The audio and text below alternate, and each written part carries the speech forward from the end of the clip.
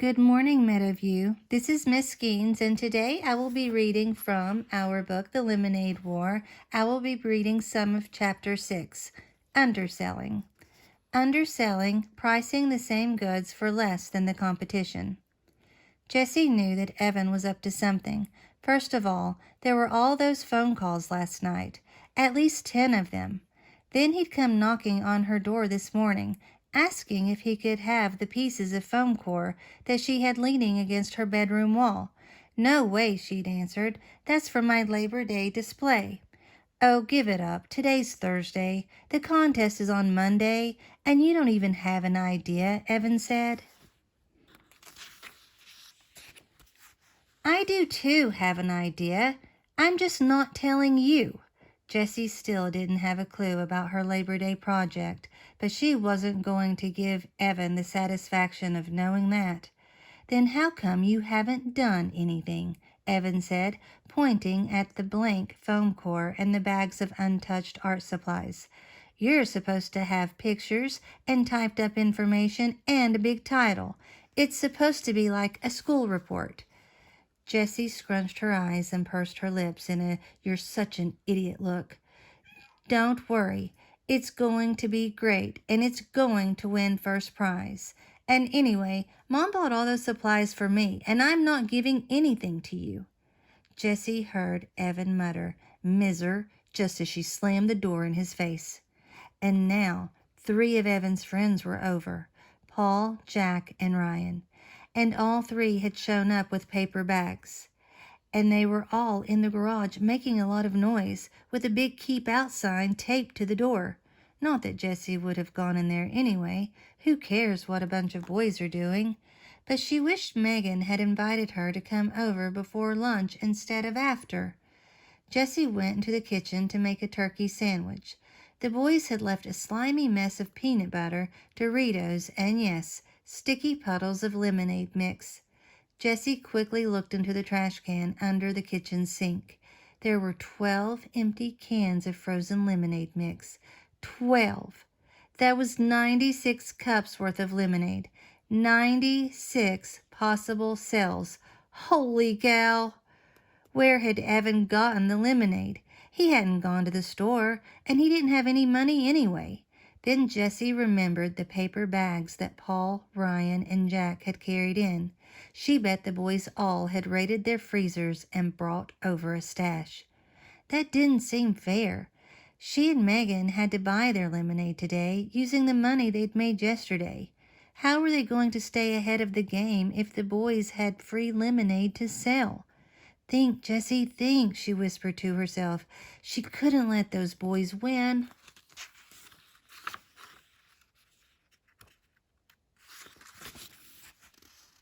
By the time she finished her lunch and cleaned up her mess, she wasn't going to lift a finger to clean up those boys' mess.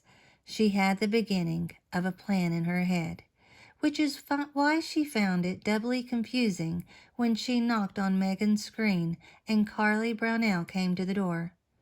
Jessie'd been all ready to say, "I've got a great idea," but then there was Carly, looking down at her like she was an earwig. Is Megan home?" asked Jessie. Carly didn't open the screen door as she looked left and right behind Jessie. "Where's Evan?" "Huh?" said Jessie. Megan came running down the stairs carrying bottles of nail polish. "Oh, hi, Jessie," she said, opening the door. She poked her head out and looked around. "Where's Evan?" He's home." "Why?" asked Jessie. Carly made a noise like a snorting hippopotamus. "I thought you said he was coming," said Megan. "No, I didn't," said Jessie.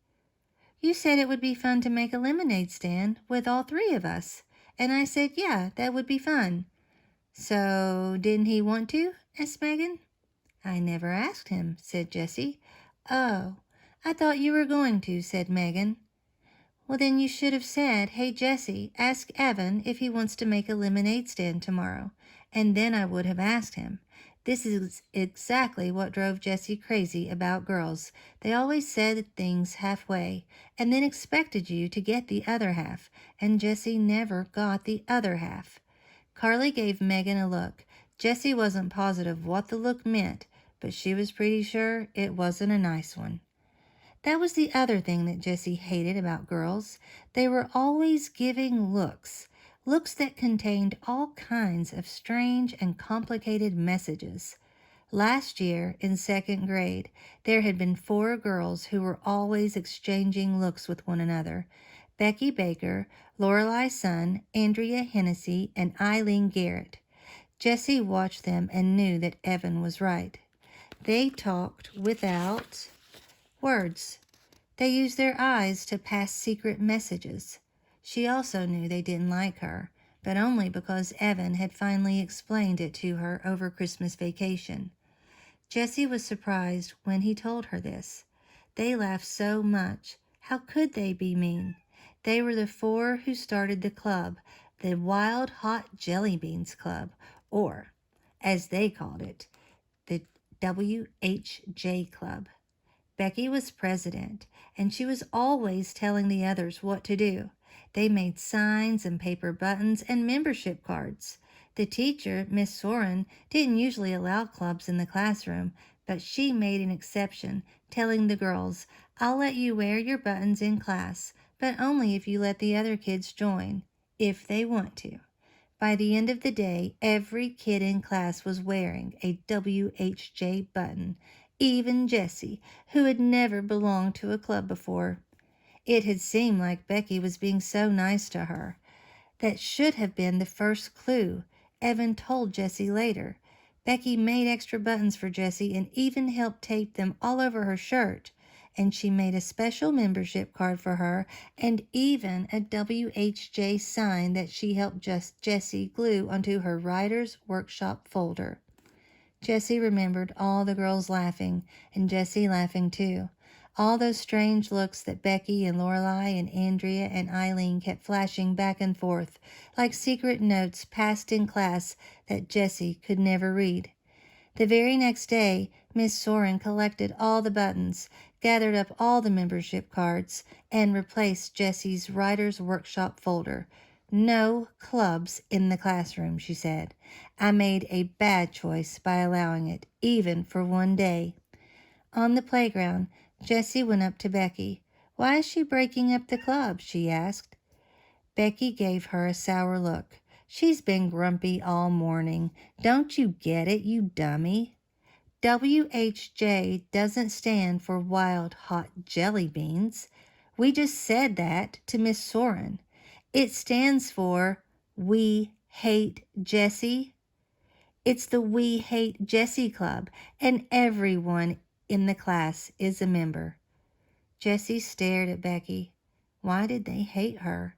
What had she ever done to them? It didn't make sense. And then Lorelei, Andrea, and Eileen had laughed, and even Becky had managed a smirky grin. "Jerks," Evan said later when Jessie told him the whole story. "They've got rocks for brains. But Jessie, you gotta be on the lookout for girls like that." Standing in Megan's front hall, Jessie stared at Carly. Something inside her told her that Carly was a girl like that. "Look," said Jessie, "it doesn't matter. Evan can't come over. He's busy. And we've got to get going on our lemonade stand. I've got a great idea." "We don't want to do a lemonade stand," said Carly. Jessie looked at Megan. It's just that Megan fiddled with the bottles of nail polish in her hand the same way she'd fiddled with her band bracelets the day before. "It's kind of hot, and we did the lemonade thing already, and now Carly is over, so, you know." "You said you wanted to," said Jessie. "And I thought you liked me," she added in her head. She felt her lower lip tremble. "Not now," she shouted inside. "Don't you be a big baby." Megan stood there saying nothing, fiddling with the bottles. Then she turned to Carly. "Aw, come on, Carly. It'll be fun. We made a ton of money yesterday, and it was really fun." Carly crossed her arms, tightened her lips, and raised one eyebrow. It was amazing how high she could raise that eyebrow. Jessie had never seen an eyebrow go that high. Aw, come on, Carly, Megan said again. Carly didn't move a muscle. Well, then, I guess. Megan's voice trailed off. She clicked one bottle of nail polish against another so that it made a tapping sound that filled the long silence. I guess me and Jessie will do the lemonade stand alone then. Carly dropped her eyebrow and her arms. Whatever, she said as she walked out the door. Spend the day babysitting if you want. The screen door slammed, followed by a huge bucketful of silence. Whatever, said Megan, imitating Carly's voice. Jessie laughed, even though she was still stinking from the babysitting remark. Thanks for doing the lemonade stand with me, she said. Are you kidding? Said Megan. She's such a stuck-up jerk. I didn't even invite her over. She just rode by. And when I said that you and Evan might be coming over, she just walked into the house. Are all the girls in 4th grade like her? Asked Jessie. She tried to sound casual. Some are, some aren't, said Megan. She sat down on the stairs and opened a bottle of sky blue nail polish. With quick, expert strokes, she started painting her toenails. Hey, that's right. You're going to be in our class this year. That's so weird. Jumping a grade? A lot of people skip a grade, said Jessie. Really? I never met one before. Here, do your toes green and then we'll be coordinated. Jessie ended up getting more polish on her toes than her toenails, but by the time they were done, Jessie had explained her plan for the day. Value added.